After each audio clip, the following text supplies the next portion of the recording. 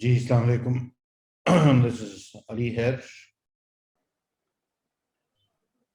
Walaikum Assalam Ali, this is Khalid Naki. Assalamu alaikum, how are you? Pleasure meeting you, Khalid sir. Thank you. अभी we will just let the audience in. अभी थोड़ा सा मैंने कहा आपके साथ hi hello हो जाए, थोड़ी डिस्टर्बिंग पैदा कर लें, then we'll let them in. Sure. तो इंशाल्लाह it will be a great session. So who, Khalid sir, who exactly is the audience? हमारे स्टूडेंट्स हैं मेनली और फैकल्टी के भी कुछ लोग हैं बीच में. एंड जूम पे भी है and then on social media Facebook पे हमारे कोई तकरीबन 6 लाख लोग हैं, एलमनाई भी है हमारा, बाकी लोग भी हैं. तो हमने इसको फेसबुक पे भी ओपन कर दिया हुआ है और सोशल मीडिया बाकी पे भी ओपन कर दिया हुआ है. तो it will be having very long reach. Look forward to that. And do you expect it to be interactive, as in, will questions be coming live, or will there be a moderator asking them of me? Okay, live questions का challenge हो जाता है, फिर sessions becomes unending क्योंकि already 71 people are already on Zoom.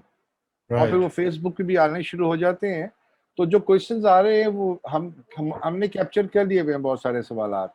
और उसमें जो common thread थी वो हमने इनको शॉर्टलिस्ट करके रखा हुआ है and will be asking you in the process if need be. बाकी सारा ने आपसे शेयर कर लिया हुआ है पूरा जो आउटलुक है, उसमें वो क्वेश्चन शामिल हैं जो बच्चों ने जानना चाहते हैं. तो we have put them all together. आप चाहो तो अपनी बातें कवर कर लेना बीच में. We can always have few situations, few questions जो कि टॉक्स पे नहीं आ रहे होंगे, हम साइड से भी बात कर लेंगे बीच में. We like to keep it very casual and formal also, ताकि गपशप लग सके और आप भी आराम से सारी बात शेयर कर सकें. तो दैट इज द ऑब्जेक्टिव, क्योंकि बहुत ज़्यादा फॉर्मल कर लेने में फिर मैसेज कई दफ़ा जो है ना वो प्रॉपर नहीं जा पाता. जी जी. तो सारा आप बताएं कब शुरू करना है? 4 बजे का टाइम था. You have 59 seconds left as per my clock.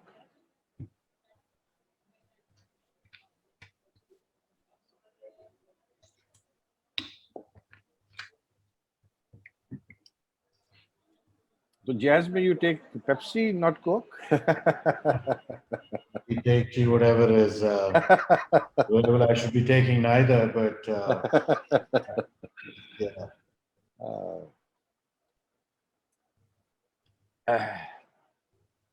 So where exactly is UMT? UMT is in Johar Town, Lahore, or we have a grand campus here. We would like to welcome you. आप कभी आओ and we will show you around. आपको different deans से मिलाएंगे. We are offering 153 degrees and इस पे हमारे पास MBBS और BDS के अलावा हर चीज़ है. We have School of Engineering. हमारा सबसे बड़ा स्कूल तो Systems and Technology का है, जो IT का है. कोई 3500 बच्चे हैं उसमें. And then we have SBE जो हमारा flagship program था MBA का. School of Business and Economics, School of Engineering, Civil, Mechanical, Electrical, Industrial. And then we have Linguistics, we have School of Psychology, so Aviation. So we have almost everything here. And we have about 750 plus faculty members. 250 तो हमारे PhDs हैं जो कि बाहर से उसमें majority पढ़ के आई हुई है. Then we have foreign students also with us. And Khalid sir, so obviously set up privately. It is private. Yeah, and when was the first private Pakistani university set up? I don't know, honestly speaking. I mean, never checked it. Which But was just the curious, first? because ek zamane mein it was only government concept, but I think since medical colleges kuch pehle shuru hue the, but universities are not familiar ke kab hua. I'm trying to recall myself which was the first private university, and no name is coming to my mind for now. असल में university level पे तो नहीं, लेकिन otherwise small colleges with international affiliations तो शुरू हो गए थे. जी जी, नहीं वो तो you're right, specialist colleges या niche areas में. But I was just wondering, जिस तरह आप scale बता रहे हैं, I think we're one of the pioneers, unless again. We 27 years old university. Okay, so I think students are all online. So we will start now. तो बाकी बात इंशाल्लाह we'll do a follow-up meeting also. Sure. So, Sarah, now you can initiate the session, please.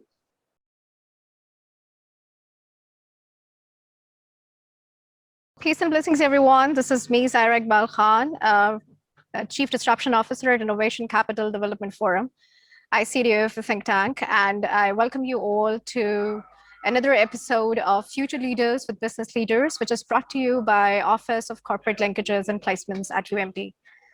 Today, we talk about the buzzword industry-academia linkage, and the President UMT, Mr. Ibrahim Hassan Murad, you know, he's committed to both, and he spends a lot of his personal time in both of the major pillars, also including the third critical pillar of government by, assisting and facilitating government in advisory capacity. Talking about UMT is basically a significant player in academic industry with 25,000 plus students, 20,000 plus alumni, 750 plus faculty members, including 250 plus PhDs.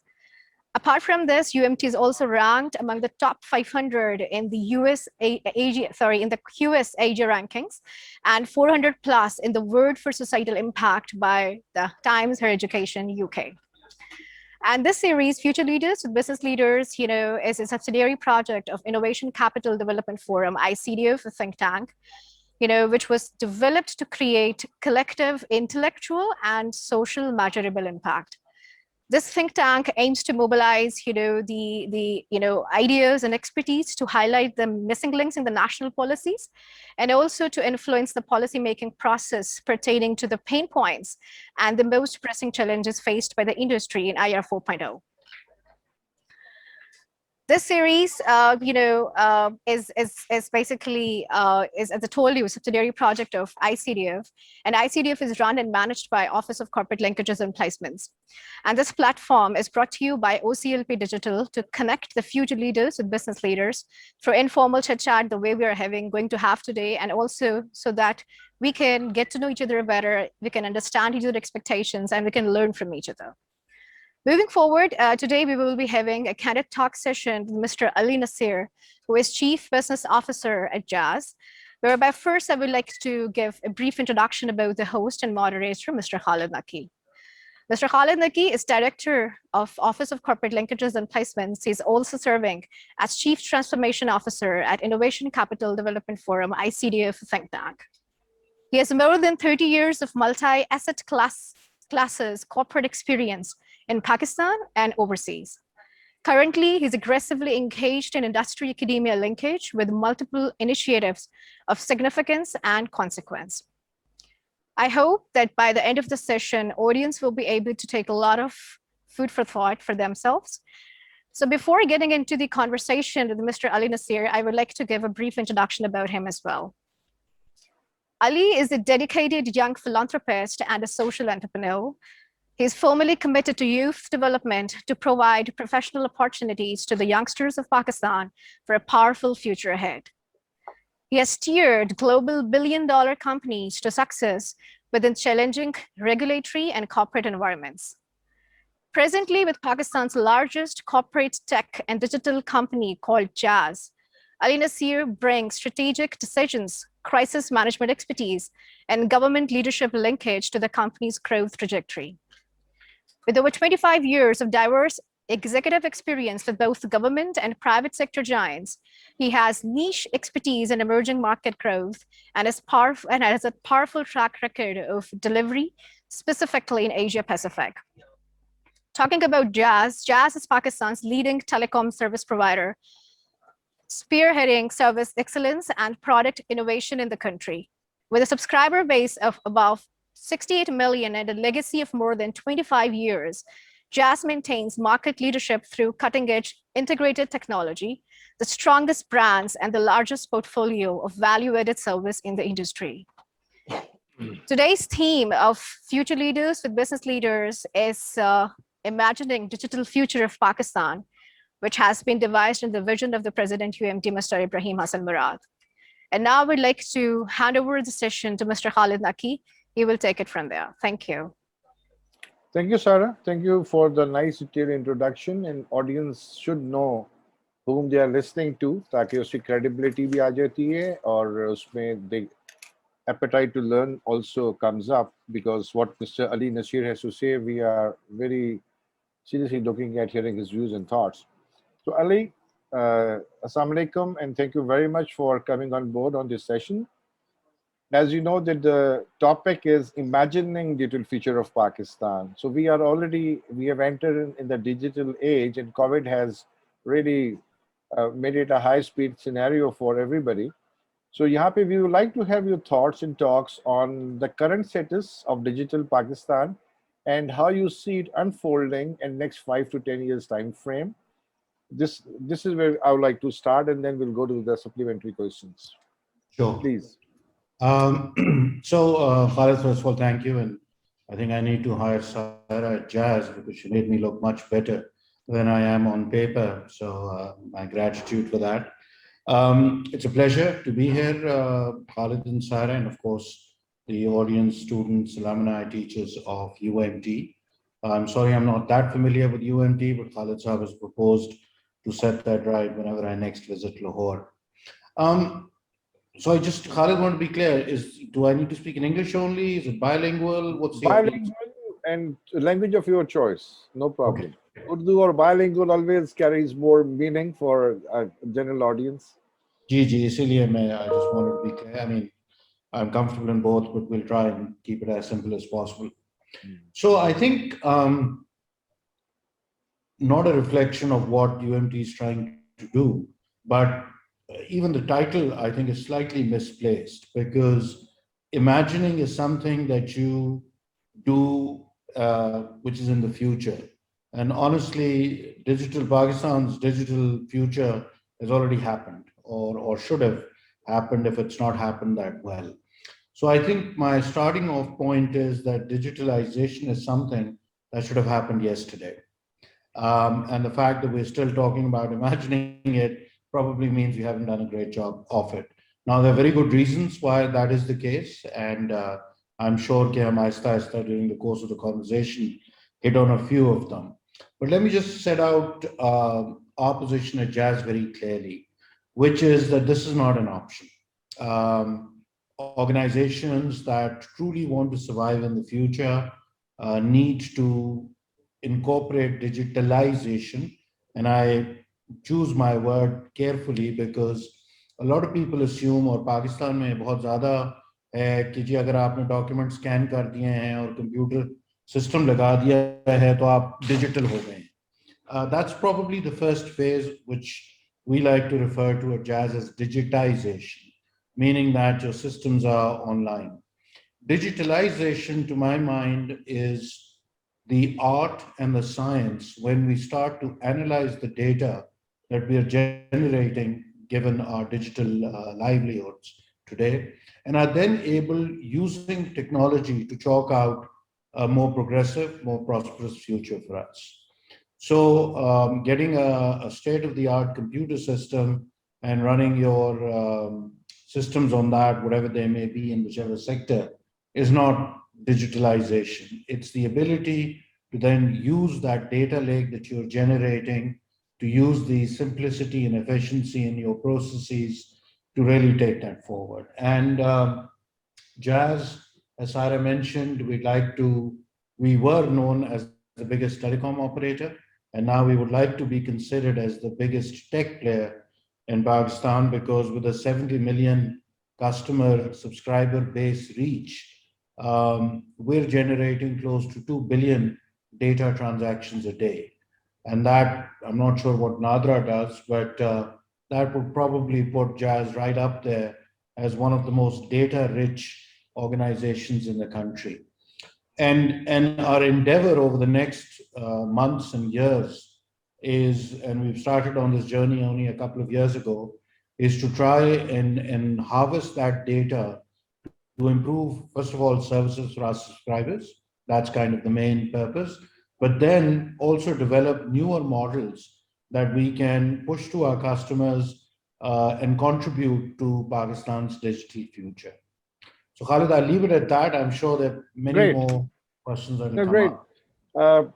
Ali, जो objective था this question का, we all understand that एक digitization हो रही है, everybody is putting documents on the digital map, and उसके बाद एक digitalization है जिसपे फिर data science है and data mining है, how you're using it to draw the best decisions for your organization.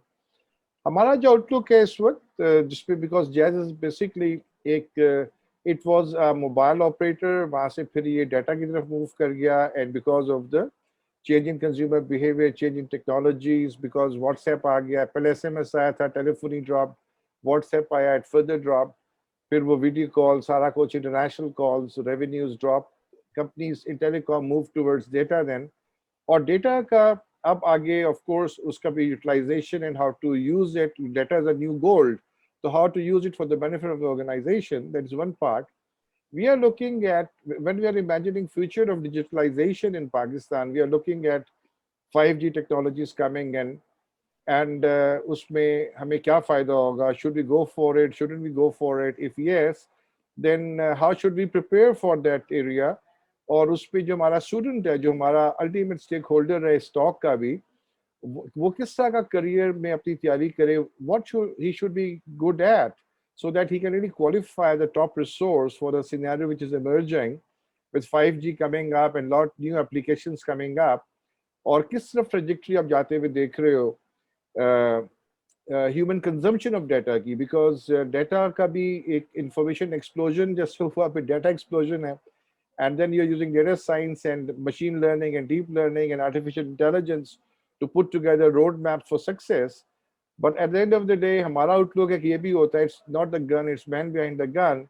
At the end of the day, imagination, creativity, thought जो है वो तो इंसान की तरफ से ही आनी है कि डाटा तो पड़ा हुआ है एक डब्बे में, how to structure it, what to draw out of it and why, whether it is still relevant or not. So this is to give you long and short of it. So I like your thoughts and talks, whatever your experience is, because you're already a regulatory player.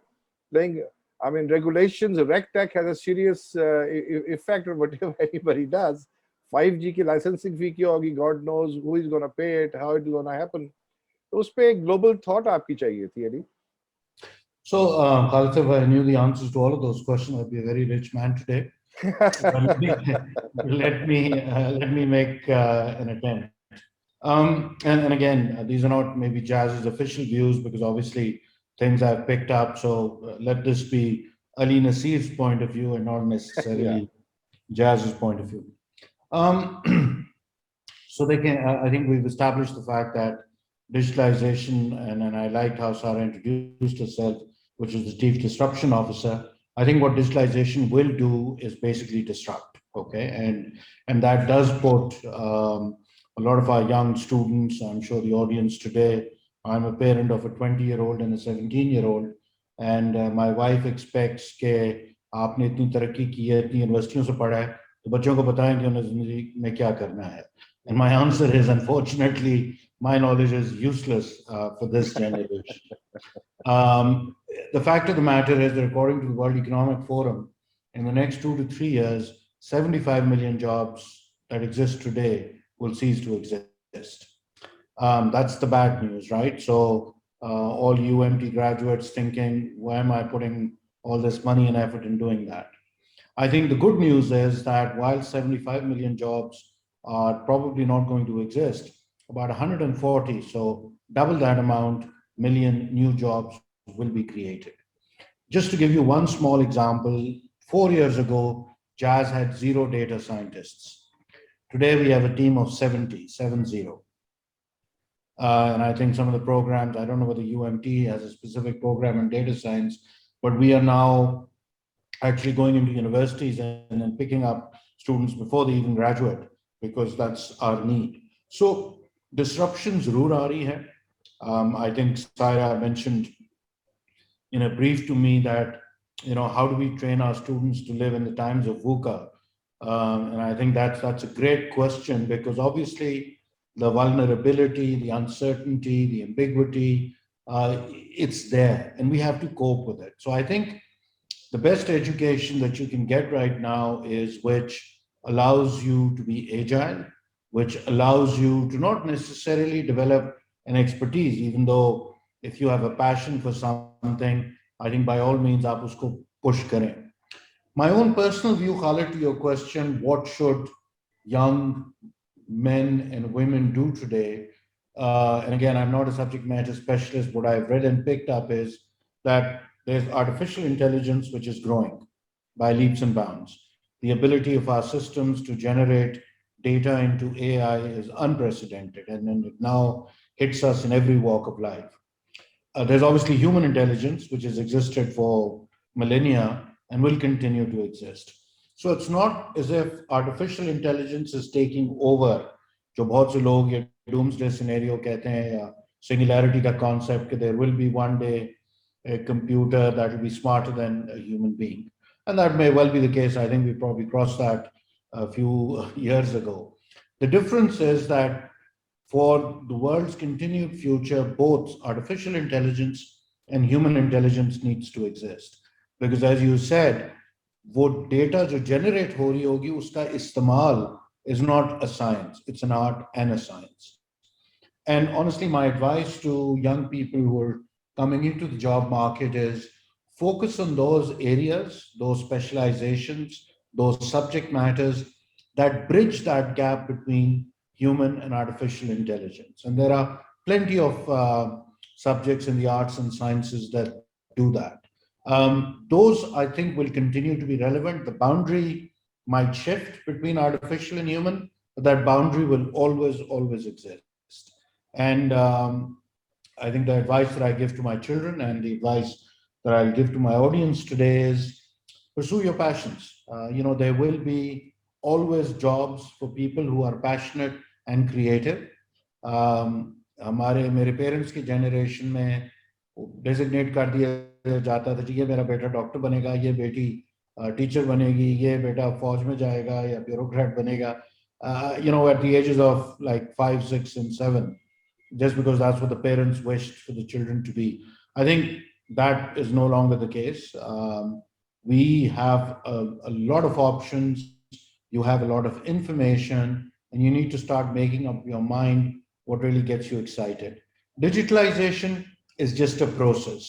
Whichever field you pick, whether it's education, health, agriculture, fintech, banking, pharmaceuticals, I don't think it matters. But I think the ability to understand, appreciate, and be able to use technology with a passion for that particular area will set you up for success. Great, Ali. Now, since you have defined Jazz as a tech company, which is great news actually, because business definition do matter in taking strategic decisions and the way forward plans. We understand that.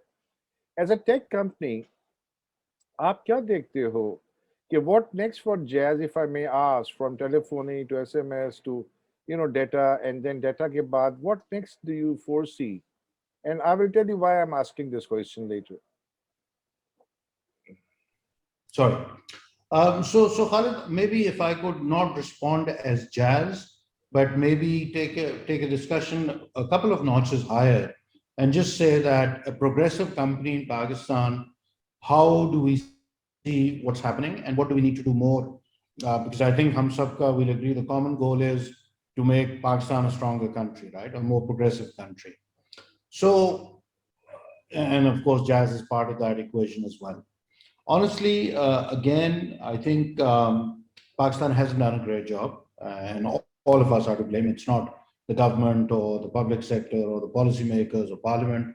I think even the private sector, and telcos included, the organic growth that we have seen over the last decade or two kind of made us slightly complacent, where the revenues were growing, the subscriber base was growing. So we didn't really address some of the more not controversial necessarily, but some of the more harder or more contentious issues. And I think now that Pakistan has about 110 odd million unique subscribers for telco and a total of about, well, actually more than we just crossed the 100 million broadband users mark. I think last week PTA advertised that. That's great news, which means over half the population in Pakistan now has access to the internet, which of course is now the #1 provider of information and learning the world over.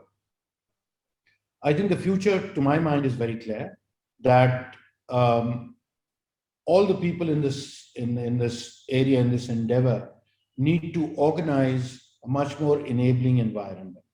एक मैं छोटा सा example आपको telecoms का दूं कि smartphone penetration Pakistan में 40% है. So unfortunately, whereas 110 million people have phones and use mobile technology, only 40% of them are using smartphones. The others are using what we used to call them feature phones, which of course limits your ability to access the World Wide Web. And while that's not the only reason, one of the reasons why that smartphone penetration is low is that the cheapest smartphone in the market is about 7,500 rupees with all the taxes and duties and the cost of bringing it in. Pakistan mein total kharcha phone ke upar, phone usage ke upar, ARPU is about 180 rupees a month. तो अगर आप सोचें कि एक बंदा जो साल में 1500 रुपए फोन पे खर्च कर रहा है, वो 7,500 का फोन किस तरह लेगा? And that's been one of the debilitating factors where broadband penetration has not been able to reach to a much larger population, even though the system, the network exists. So I think this is really a note for the government that a hand phone or a handset used to be considered a luxury 10, 15, 20 years ago. It is no longer a luxury. So honestly, and we're not in the handset business. So iska directly jazz ko koi fayda nahi hai by my saying कि जो entry level smartphones हैं, उस पर there should not be any duties. The idea is, again, which I want to emphasize, that we must create enabling environments for digitalization to thrive. Just by saying कि digital होना अच्छी बात है, but if we don't create the ecosystem and the environment to support that, we will continue to muddle along. Great. So e-governance and e-financial services or fintech सबको लाने के लिए you really have to go deeper into this, and smartphones का होना जरूरी है. Great point. Yeah. अच्छा, एक scenario, एक disruption का which we see coming up is Elon Musk ने Neuralink launch कर दिया, and he says all you need is an antenna and whole world is covered, even remote areas are covered. तो उस पे VoIP की option भी है, everything is there because data can get transmitted at very high speed, and I'm assuming 5G तो minimum होगा, keep knowing the person. Sure. So how do you foresee, do you think it has ability to disrupt this industry in the world in general and Pakistan in particular? Assuming it comes up, which it is coming up as we understand. All you need is one antenna which they supply. Prototype aa gaya uska. So, no, interestingly, I received an email from them only a couple of weeks ago for the first time by that organization saying we've identified Jazz as one of the largest telco operators, so we're interested in talking to you about whatever we're trying to do. We have not been able to set it up, but I think we'll do that imminently. Again, Khalid, disruption is the name of the game.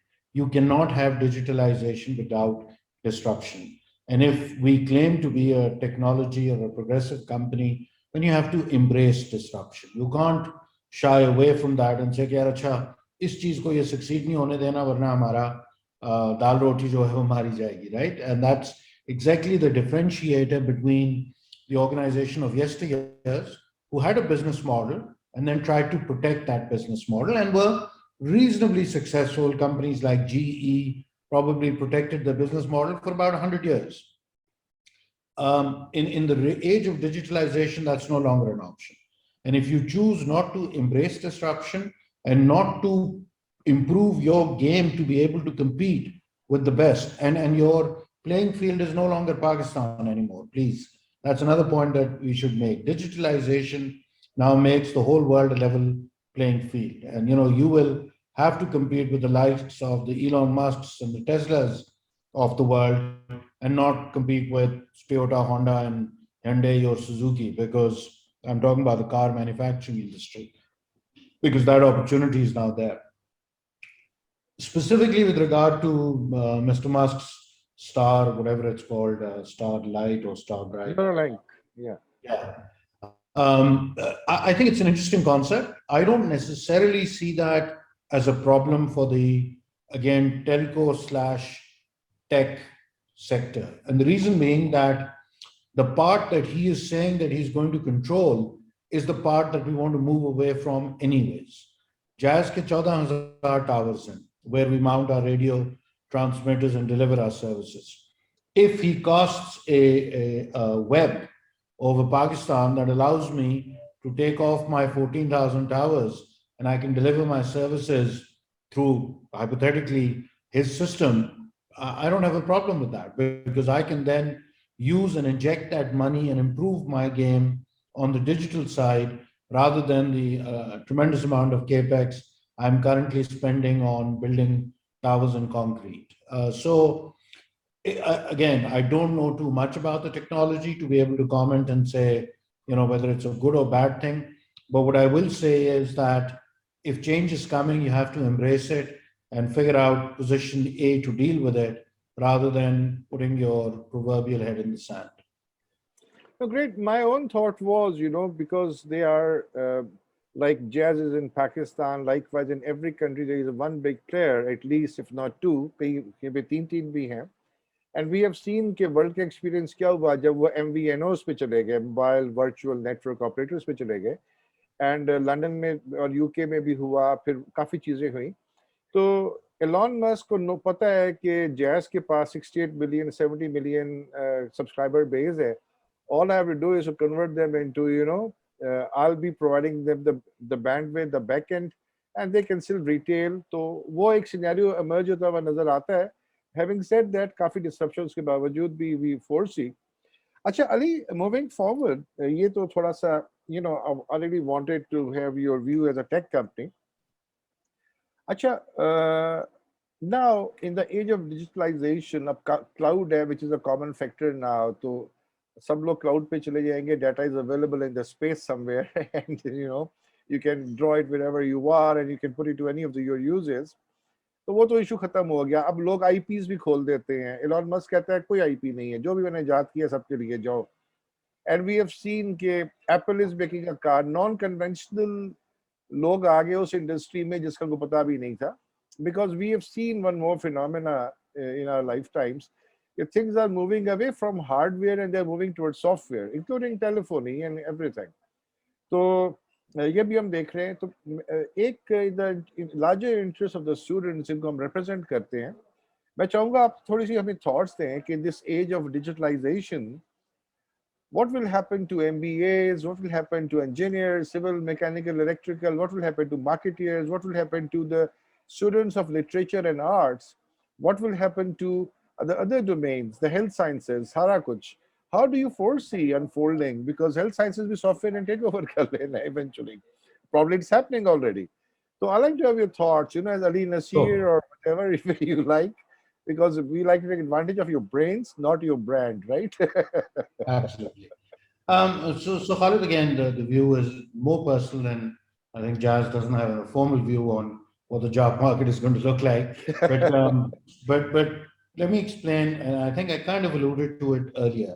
Honestly, all jobs will be relevant so long as you have a basic understanding of being able to use technology within that sphere. So whether you're a lawyer who has now got the ability, courtesy the technological prowess, paralegal ka aap example le. Paralegal was a job that in the US used to pay, I think, about $100,000 a year की होती थी. Paralegal क्या करते थे कि जब client आके अपने लॉयर को कहता था कि जी मुझे ये केस लड़ना है, तो लॉयर पैरालीगल को कहता था कि यार ये जरा किताबें छानो और केस लॉ में निकालो कि क्या प्रेसिडेंट हैं, क्या डिसीजंस हैं. तो वो 8-10 डिसीजन किताब में मार्क करके तुम मुझे दे दो, मैं वो सारी पढ़ूंगा, and then I will brief my client, right? So now with the algorithms, computers can do that search 100 times better without the cost of paying the paralegal. So the paralegal profession has been eliminated. Now, what could future paralegals do? is that they could master that software or design a better software that does that. And again, it's not always coders who design software. There is, it's a symbiotic relationship between the end user and the coder and the demand that needs to be generated. So honestly, I'm not a techie. My degree was in philosophy, political science, and economics. So probably good for nothing. But the idea is that you develop the ability to connect the dots. And I think whatever profession you choose to pick up, as long as you're passionate about it and have a basic understanding of technology and how to use technology to further your interest in that profession, you really can't go wrong whatever you choose in. And that's my honest view. As I said, I'm a parent of two soon to be professionals. One wanted to be a lawyer. I said, fine, make sure whatever you do in law, there is a degree of technology involved. The other wants to be an architect. And I told her, great, so long as you are very comfortable designing buildings on computer and using technologies to do that. So, and then lawyers and architects have existed at least for hundreds and thousands of years and will continue to exist. नहीं IBM Watson ने तो it's a reality आपसे जैसे आप कह रहे हो कि उड़ा दिया बिल्कुल पैरालीगल स्टाफ को and it's very powerful tool and likewise architecture will be softwares aage you just put in your data point it will design it for you and you have to tell him what design you need तो चीजें तो हो रही हैं convenience factor is coming in and probably हमें उस पे आपकी requirements को समझने में आसानी होगी and then हमारा manual time physical time minimize हो जाएगा because I see machines as extension of human beings enabling them to be more efficient more productive and you can do a lot more iterations in a given time frame than you could do otherwise. Yeah. So we also see very positive side on it. What will happen to philosophy students in this age of digitalization? I'll tell you something what will happen to philosophy students, and I think it's an art. I think what a computer will probably not be able to do for a very long time is कि जब आप एक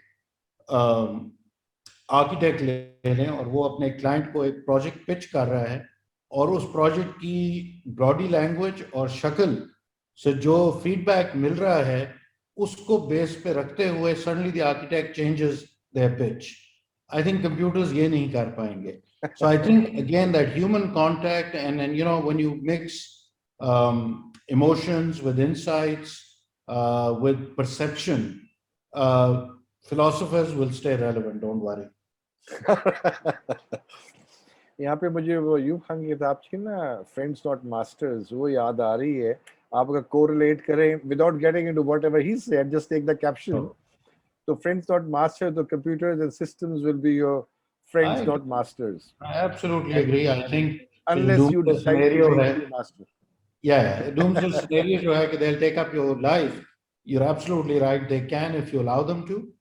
But if we are smart about it, I think human beings will always be relevant and will always be the master. Frankenstein's monster involved in it, and it all depends upon how we put it to use, right? The nuclear is excellent thing for your health care and everything, but you can also destroy using the same thing. Great. So it's always good to talk to a person who has an orientation towards philosophy and philosophy and economics, right? On the one side, you're looking at the human mind and start. On the other side, you are doing quantification. Now it will all get monetized. Just on the lighter side. अच्छा, एक हम बात करते थे पहले जमाने में कि business is all about profit. फिर हमने देखा कि मूव हुआ प्रॉफिट एंड पीपल उसके बाद कोविड आया आगे पीछे चीजें हुई तो प्रॉफिट पीपल एंड प्लैनेट की बात आ गई अब appear as environment friendly company first then people oriented and then you should look at your residual profits so what's your comment on that yeah so I think about environment in Pakistan no offense to academics in the business world, but they need to generate revenues by writing books, so they come up with these trendy monikers that says it was profit at people and now triple bottom line, etc., etc.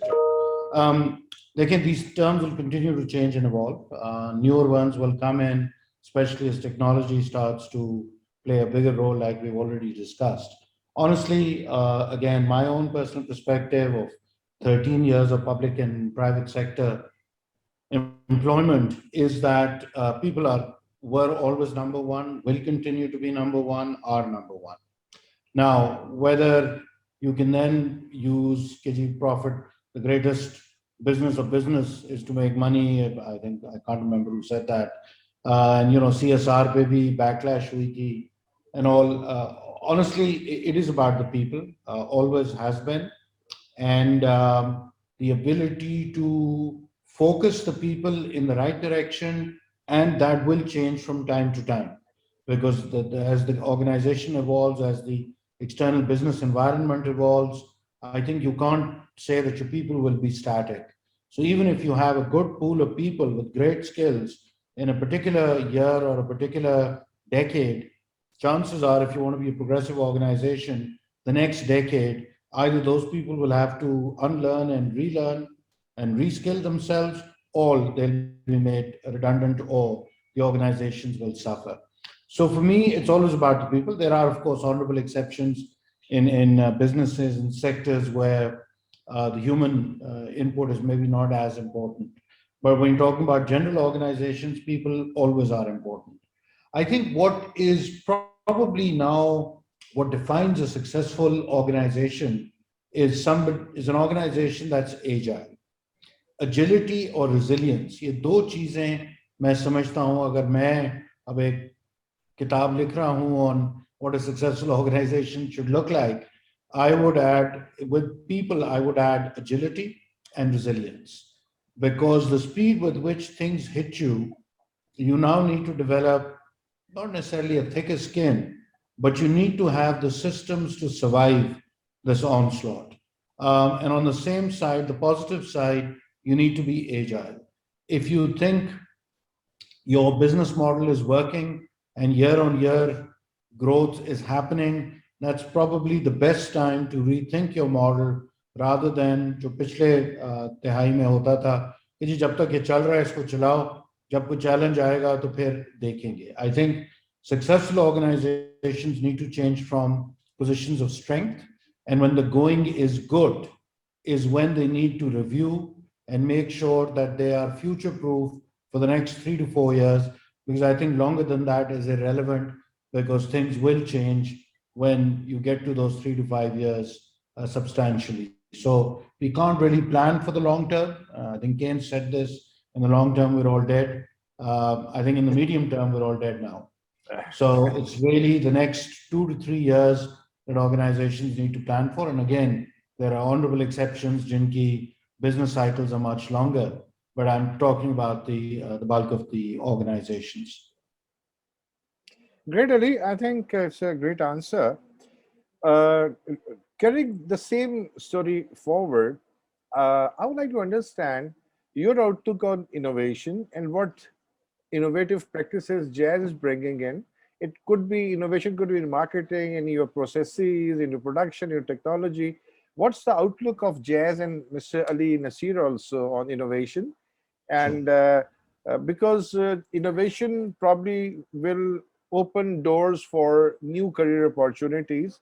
तो मैं उस angle से भी इसको evaluate कर रहा हूँगा. तो kindly give us your mind on this innovation outlook. Gee, so as I said, we've been on this journey probably the last 3 years, where Jazz was doing reasonably okay, maybe not as well as we're doing today. It was the market leader, has been since its inception. Saw a couple of weaker years, kind of from about 2008 to I think 13, the newer incumbents, competitions they were much more agile, and they ate up a bit of the Jazz market share. And then a merger happened with Warid in 2017, and since then we've been really we've put some distance and daylight between us and the rest of the competition. And the reason why we've been able to do that is that we have how are you using technology to that for that advantage, is that a lot of the decision making now in Jazz is data based. Whether it's your ERP systems, whether it's your processes, we've now started to challenge Jazz 25 saal se sime bech rahi thi.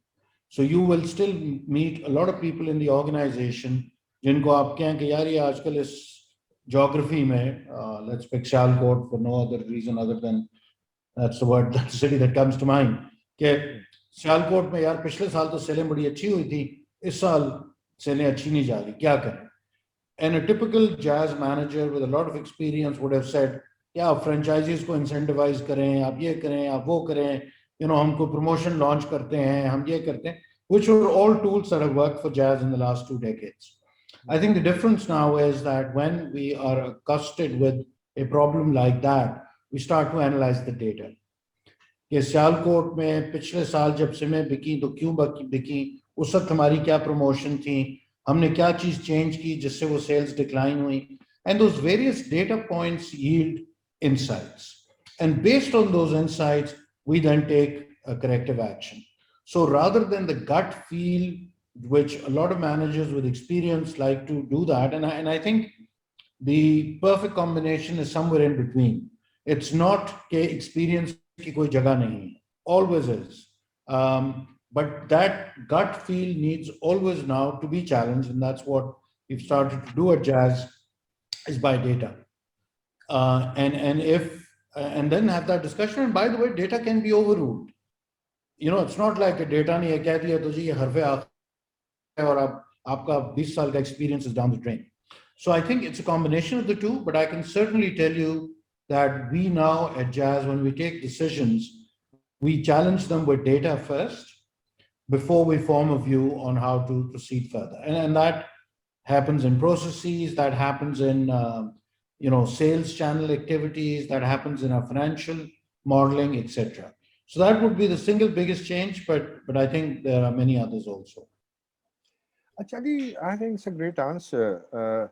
मैं यहाँ पे ना एक I like to take a hypothesis and I like to have your thoughts on it because your specialization in other subjects also. Data-driven decision making आज का fad है. Everybody is looking at data, and data scientists and data sciences emerge as a new kid in town, new fad in town. Everybody is chasing it. अच्छा, data से references लेके decisions हमेशा किए जाते थे. आज सिर्फ data की quantity ज़्यादा है, तो you need a software to manage that, to visualize that, and to drive it in a certain direction.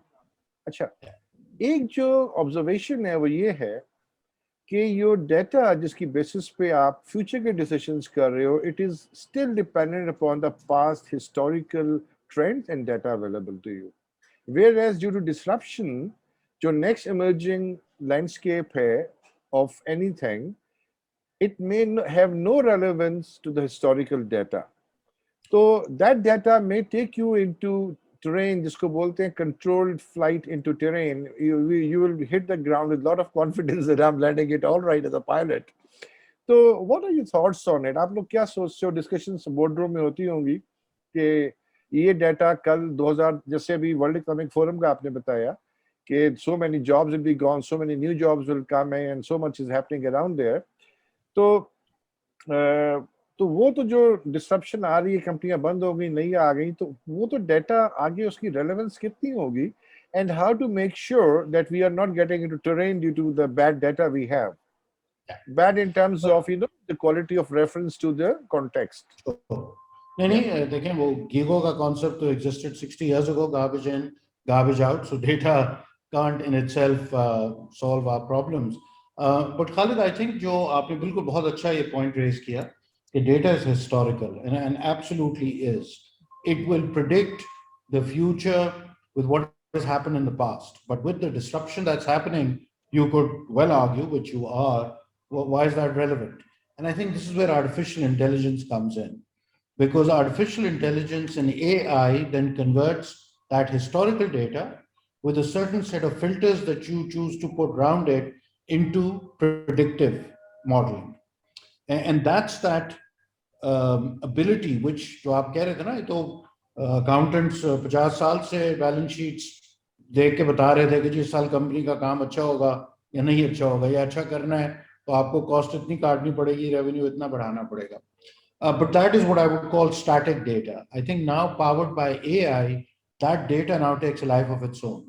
And with the remodeling ability or financial modeling or any sort of modeling for that matter, आपको at a desktop अपने consequences जो आपने अभी किए नहीं हैं उनके actions या reactions या उनके results पता चल जाता है to then make the human subjective decision कि based on what I know should I go with this product launch or not.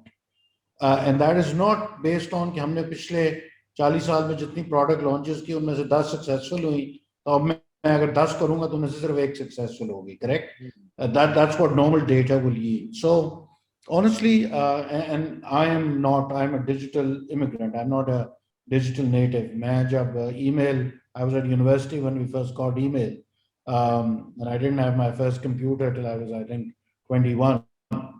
But I think what has changed now is that I have learned to use technology and use that. My children, on the other hand, are digital natives. Their brains are hardwired to use data points, make those connections.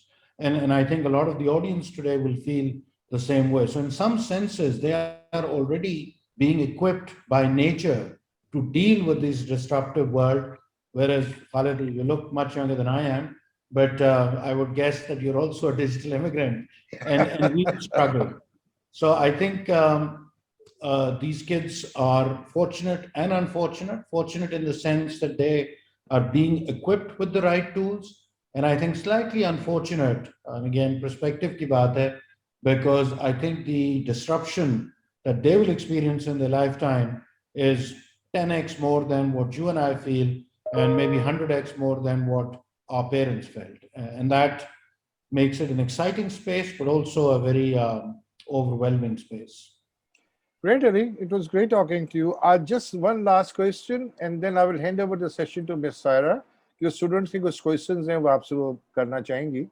My last question is, how do you see CPAC emerging, and what is your outlook?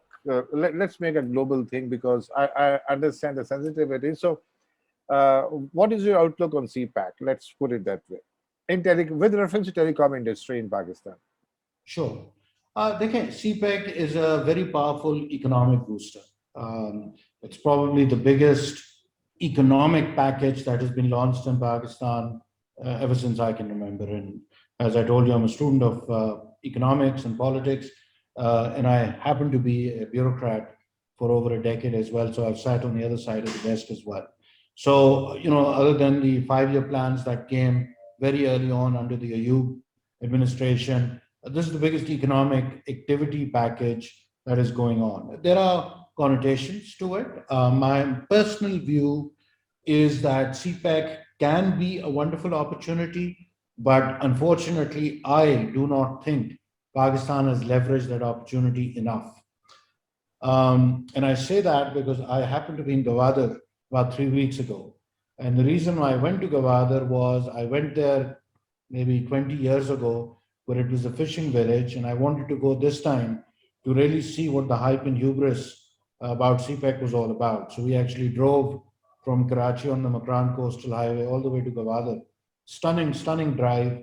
You get to see a part of Pakistan that probably, especially hum jo north of the country, rehte hain, I'm a Lahori, we don't really appreciate. Hum पहाड़ों की तरफ दौड़ते हैं, मरी और गलियात की तरफ, and Swat and Skardu in the north, but I think the south has an incredible scenic beauty to it as well. Those are all the pluses. The downside is that Gwadar may have a Pearl Continental Hotel and a few housing societies, but honestly, nothing much else has happened. And while you see I saw a lot of boards that said, "Idhar ye company lag rahi hai, idhar ye company aane wali hai," abhi tak kuch nahi aaya. And the CPEC Gwadar concession expires in 40 years, and it was given in 2007. So 2047, we are sitting at 2021, which is close to more than halfway into that concession, and I honestly don't see much happening. Granted कि CPEC पे काम honestly सिर्फ ये पिछले कोई 5-6 सालों में ज़्यादा हुआ है. उससे पहले जब ये सिंगापुर पोर्ट अथॉरिटी को कंसेशन दिया गया था 2007 में and was cancelled in 13 and then given to the Chinese, not a lot happened. So I think what we really need to do, and again, I'm not privy to what the current, I think Asad Umar Saab's heading the planning division, what plans they have. I think certainly the infrastructure development that we have seen on roads, on power is heartening. And that was the plan in phase one.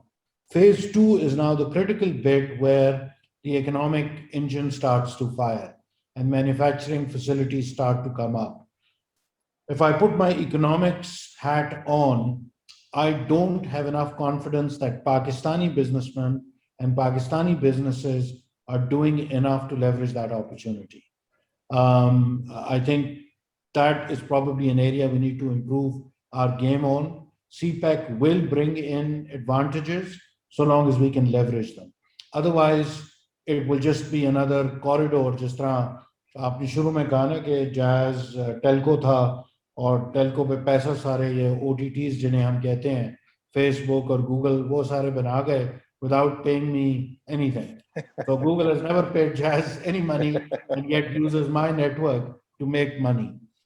And I think if we're not careful, and again, this is a personal view, we will become the dumb pipes for CPEC. But I think that situation can be changed if we're smart about it. So CPAC so far is not a very encouraging story for companies like the industry like you're representing right now, okay?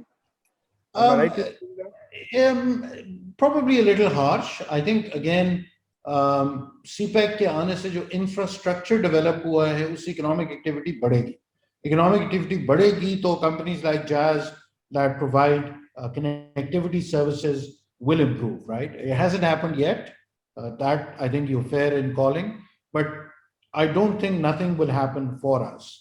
I think the important thing is, and I would include Jazz in that, is now that we know CPEC is happening, and that's also a big if because a lot of it is shrouded in mystery. You know, half the projects, we don't know kya ho rahe, kya nahi ho rahe.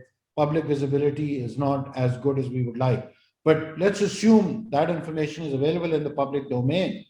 Then I think companies, Pakistani companies, businesses operating in Pakistan need to figure out how they can leverage on that opportunity. And Jazz, as well as other businesses, if they can do that well, CPEC will be beneficial for Pakistan. So do you see a possibility of some Chinese company coming up, making an offer which Jazz can't refuse and, being taken over by international operator? Well, we already have Chinese competition, so and they've been growing. Yes, I mean, I can't say that will never happen. We're currently a multinational owned by, headquartered in Amsterdam, Netherlands. We could be a multinational headquartered in Beijing or Shanghai. Who knows? All right, great answer. Thank you very much, Ali. It was great talking to you. And I look forward to your visit to UMT. In the meantime, मैं आपको अपने brochures वगैरह भी भेजूंगा. Just take a look at who we are and हम क्या कर रहे हैं. We are a very serious university in terms of research. We are premier general research university. तो आपको कोई भी R&D का project हो, कहीं पे faculty engagement चाहिए हो, student engagement चाहिए हो, we'd be very happy to. In fact, what I'll do is I'll send you some proposal. All right? Please do. Yeah, great, thank you. And now handing over the session to Ms. Sarah so that she can share the questions that are coming from the student. Thank you very much, Ali Nasir. Thank you very much, Ali Nasir. Sorry. Thank you. Thank you. Take care, Sarah. Over to you. Thank you. It was really interesting conversation that you were listening. And we have received a lot of questions, but specifically talking about, in the context that you guys were talking about, that was the innovation and the disruptions emerging in every, sphere of life, not specifically technology and all that. So first, I have certain observation that I will share, and then I will be needing your comment on that, Ali. So what we are seeing is that it's not the just specific one domain that has been disrupted, but somehow, I guess a lot of disruption has also come in, in the HR practices as well, and the outlook of the Generation Z, which is mostly more energetic, more passionate, and is the one who really gets bored of certain things quite quickly, and they want to learn new skills. They want to learn new talents, and they want to learn new technologies as well. And in the same parallel, if we see, there were tech giants who really said that we don't need the degrees. All we need is the skill level. If you have good skill level, we will prefer you. At the same time, we also saw that the technology, or not the technology, the innovation or disruption is more driven through the people. I mean, if you don't have the right people to whom you can train, you can't you know you can't bring in the innovation. You can't move into the next level in terms of technology. So it's more about talent than technology. And at the same time, tech giants are not looking at the degrees, they're looking at the skill level. At the same time, this generation is more towards learning new skills. So what do you think, how the big groups like Jazz or the overall industry should come up with more interesting HR practices whereby such kind of limitations are not brought into the main focus? And plus, one more thing, it's more of a gig economy now. People don't need to be present in the office from like 9 to 6. They should be allowed, to do multiple jobs. All they should focus on is that the work should be done and the integrity should not be compromised. So if this is the outlook of this generation of the millennials, and if this is the emerging scenario of the gig economy, so how organizations are supposed to come forward with new innovative HR practices? So Sarah, let me share with you the fact that I absolutely agree with you. I think in addition to technology, our behaviors are changing. How we relate to each other are changing. Ghar mein, I will used to knock on my children's door and ask them a question. Now I'll message them and they'll message me back, even though we're only 20 feet apart, right? It's just the way it works. So here's what we did at Jazz. We actually, I wouldn't claim that we knew COVID was coming, but in October 2019, we actually, even earlier, I think it was around August, we started something called Jazz Flex, where we allowed all of our employees to take 2 days a week and work from home with the approval of their line manager. A lot of people use that. I use that principally at times to kind of just see if it was different, if you weren't feeling great going to work the other day. It became quite successful, actually. And of course, we did not anticipate COVID. So when COVID did hit us, Jazz was literally, if not the first, certainly one of the top 1 to 5 organizations that went work from home. So we went work from home on 17th March 2020. And because I think we could do that, because we'd had the flex experience, and also because we were a technology company, most of our employees were already enabled and powered on mobile telephones, so they could virtually work from anywhere. But and now it's been over a year that we've been working primarily work from home. Beech mein jab ye first wave ke baad thode halat behtar hue, we went back. Second wave aayi, so we instantly went back work from home. We now work from home, even though I'm in office today because I had to do something that required physical presence. But I probably go to work now once every 10 days, go to office, I mean, and I'm working from home. So I think HR processes, habits will change. Jazz is contemplating moving our digital headquarters in Islamabad, and the new building we're looking at will only accommodate 70% of our current workforce. Now, that doesn't mean we're planning a retrenchment, but what I'm telling you is that we are now planning to not have more than 70% of our people on a given day at office. And I think that's going to be part of the rigor and the approach that organizations will need to take. Much more agility in our processes. Again, people analytics हमने launch किए हैं based on the data prowess that we have, that actually creates bespoke learning opportunities for individual employees based on whatever they are wanting to learn or have done and stuff like that. So I think technology is starting to permeate all aspects of life, certainly come into the people, processes, and practices at Jazz. And I can tell you again, I'm much more appreciative because when I joined Jazz 4 years ago, मुझे expense claim हाथ से भर के एक form भर के जमा कराना पड़ता था, वो finance के पास जाता था. I now take a picture of the bill on my phone, I submit it, and the money gets reimbursed into my Jazz Cash account. I don't go meet anyone. I don't fill out any paperwork. So again, we are now customizing and using technology in people processes big time.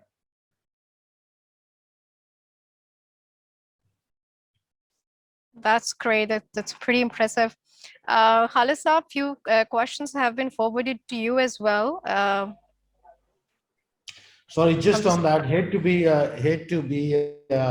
party pooper, but I do have another appointment at 5:10. So if we could wrap up. Ali, we have been holding for about 1 hour plus now. And but it was great talking to you. And I would really like to have a follow-up session with you. And maybe it will be one-on-one meeting, discussions and talks. Probably we can document it and share some of the things with our students. And what I'll do is, abhi questions bahut sare hain, but respecting your time, you have to go. That's fine. बच्चे पूछ रहे हैं job market का, innovation का, research का, IPS क्यों नहीं हो रहे, इंडस्ट्रीज लाइक जैज क्यों नहीं आ रही है कि डीबीआई में आके हमारे साथ काम क्यों नहीं कर रही कि हम अपने न्यू वेंचर्स के ऊपर काम कर सकें या आईपीएस क्रिएट कर सकें. छोटी छोटी फंडिंग चाहिए होती है, नॉट मच, कि सामान ही खरीद के देना होता है. Robotics, cyber security, we have so many clubs. We have about 45 clubs and societies जो different domains की हैं. तो उस तरह के बहुत सारे सवालात और भी हैं. And we would also like to bring you on board of our think tank of Innovation Capital Development Forum. So what we can do is that we will forward you the documents, you can review them, and we can connect over Zoom once you can create time for us. And because we do respect your time, you do have your commitments and engagements. So we would love to bring you on board as well. So we will send you the documents online. If you are happy with the physical envelope, it will be delivered through TCS, not through Jazz Cash. Online is fine. Email them to me if they are emailable. If not, you can certainly post them, and I will, inshallah, next time I'm in Lahore and things have improved, I'd love to visit the campus. Most welcome. We look forward to your visit. Thank you very much, Ali. Over to you, Sarah, for closing of the session. Thank you. Assalamu alaikum. Thank you so very much, Ali, for creating time and speaking to us and to the students. The takeaways of the session will also be shared with the students fraternity, and we really look forward to more sessions with you in the future. Thank you so very much. No, thank you, Sarah and Khalid, and thank you to the students for bearing with me for the hour. I think we started off with about 60, 70 students, and we're still at 79. So, या तो वो on करके खाना खाने चले गए हैं और else they are. No, we have received questions, but we have questions, and then we will email you the questions. We will email you the questions. No, I'd love to hear the feedback on how I can improve, and because I do this frequently. They were sending me questions in personal chat.